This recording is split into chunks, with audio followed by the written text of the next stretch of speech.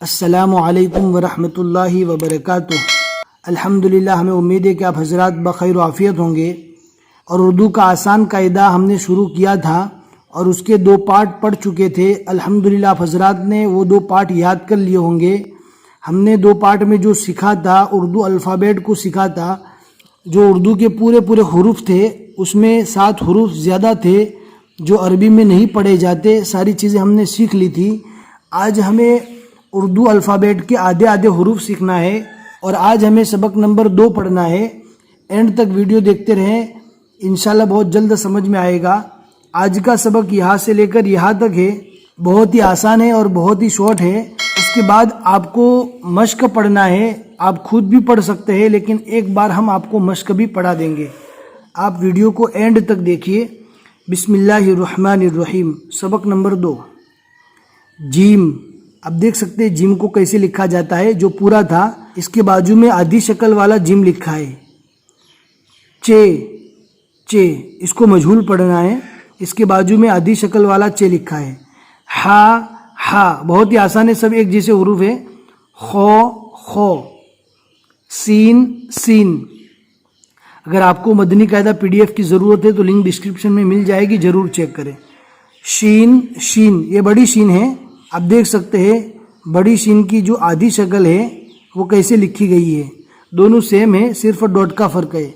सौद, वोद, आइन। आप देख सकते हैं आइन को कैसे लिखा गया है, इसलिए कि बाद में जाकर हमज़ा आएगा और इससे पहले भी हमने हमज़ा पढ़ दिया है। दोनों में आपको फ़र्क करना है। आप देख सकते हैं ये हमज़ा है और ये है आइन। दोनों में थोड़ा हल्का सा फ़र्क है। दोनों में फ़र्क का क्या है हम आपको लिखकर भी बताते हैं कि आइन जो होता है वो ऐसे लिखा जाता है और हमज़ा ऐसे लिखा जाता है। हमज़ा के लिए सीधा आता है और आइन में थोड़ा क्रॉस में आता है। आइन, गैन, दोनों सेम है, सिर्फ डॉट का फ़र्क है। फा, कौफ, काफ। इसको काफ नहीं पढ़ना, ये कौफ है। काफ, ये काफ है, लेकिन गाफ हमने आपको पहले समझा दिया था कि काफ के ऊपर एक लाइन बनी हुई रहती है तो उसको गाफ कहते हैं। और अगर इस काफ की शक्ल को गाफ में तब्दील करना है तो ऊपर एक लाइन खींच देंगे तो ये गाफ बन जाएगा। फिर ये लाम। आप ध्यान से देखिए, ये अलिफ जैसा है। बहुत से लोग इसको अलिफ पढ़ते हैं, अलिफ नहीं है। अलिफ का इतना ही आता है, लेकिन फिर इतना आगे बढ़ गया तो ये हो गया लाम। मीम, ये आधी मीम है, इसको भी अच्छी तरह समझना है। इन आधी हुरूफ की शक्लों को अपने दिमाग में बिठा लीजिए। बस इतना ही सबक रहेगा, लेकिन आगे मश्क है, हम वो भी आपको पढ़ा देते हैं। ये आपको खुद को याद करना पड़ता है और ये मश्क जो है वो बहुत ही आसान है। जो हमने यहाँ से लेकर यहाँ तक सबक पढ़ा उसको ही फॉलो करते हुए नीचे वाला सबक भी कंप्लीट करना है। सीन, चे, इसको मजहूल पढ़ेंगे। जीम, गैन, आइन, गौद, शीन, फा।